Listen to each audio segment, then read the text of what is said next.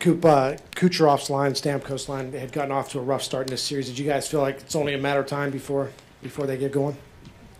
Yeah, that's it. Like, if you want to keep going in the playoffs, you need everybody, and we've got it from everybody.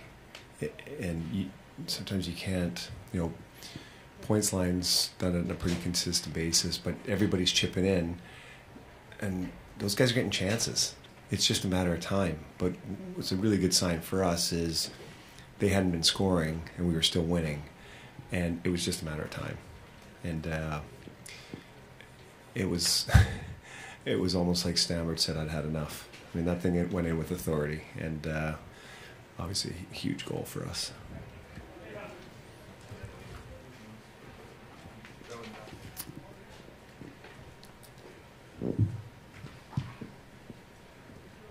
Obviously, you've seen Stamkos score a lot of goals in your coaching career. A lot of them probably look like that too. Where does this one rank as far as the biggest ones? As far as the meaningful ones that you've seen him score.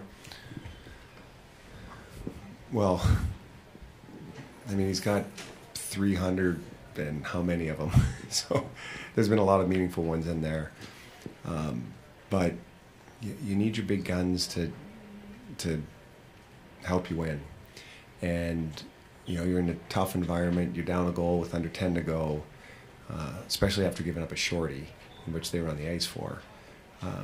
And to sit there and say, okay, as I said before, like, we need you. And he showed up, and he delivered. And he's done that his whole career. And it's just a matter of time. But we needed him, and he was there for us. Jon, it's a second straight round where Brad Marchand has licked an opponent, and I'm just wondering if you think the league should step in and do something about that. All I'm going to say is, like, there's absolutely no place in our game for that. Like, I don't get it. I don't understand it. I don't. And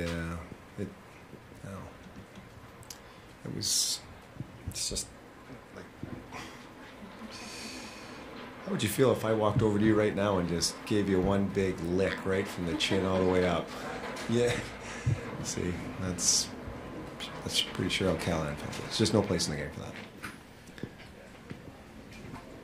Jon, the joke with some of your guys is that Dan Girardi scored from his office, which is the front of the net. I was wondering if you could touch on the read that he makes to go down there when Ryan McDonough is also already pinching, and the confidence it takes and the encouragement to do that. The whole play there was just poise all over the place. How Cirelli didn't pull a groin staying on side to start with, but it's battle wins.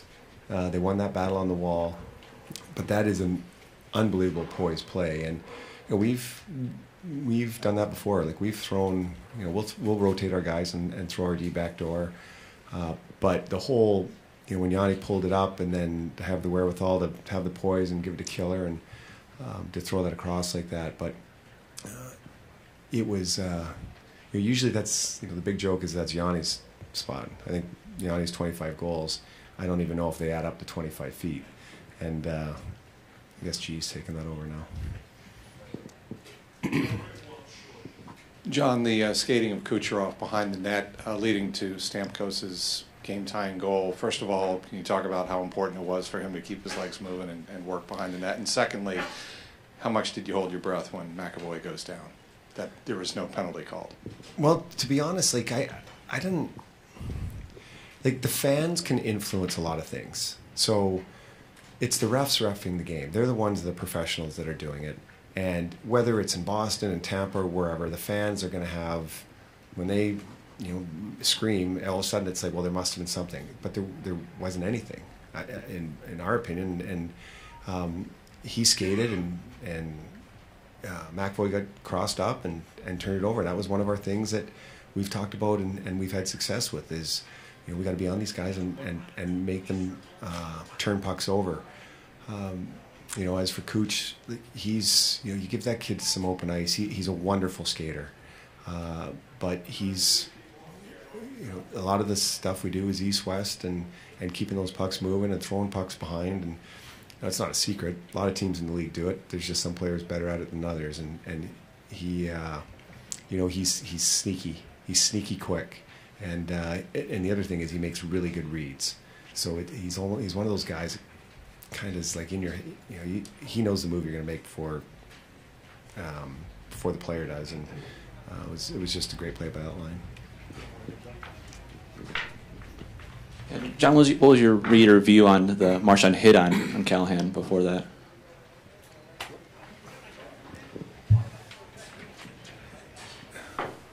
There's the fine line, and there's hip checks, and then there's checks that are borderline going to take out your knees and do some serious damage to somebody. And body checking's in this sport. It's a big part of this sport. But there's legal ways to do it, and there's ways that aren't. And taking guys' legs out is a no-no. And there was a lot of things that could have been done there to get in his way, but to bridge him like that and go down low, those are tough. And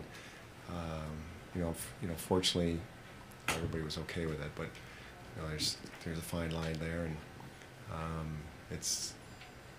those are just they can be scary plays.